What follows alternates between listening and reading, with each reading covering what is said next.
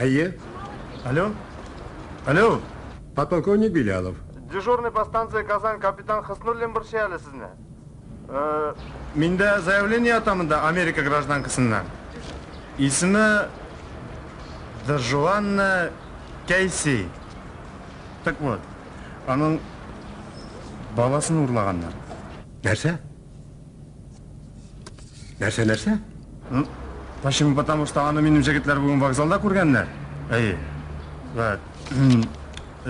Нелер, ну, бұл международным скандалын тянет, товарищ подполковник. Мен де соңар сізге шалтыратам. Хәзір язам. Баланың исімі, yazasыз да? Баланың исімі Хамитов. Булат 1994 жылда туған. Инвалид бала. Инвалид. Ярар, қалған аңлашыла. Бек көңілсіз вақиға.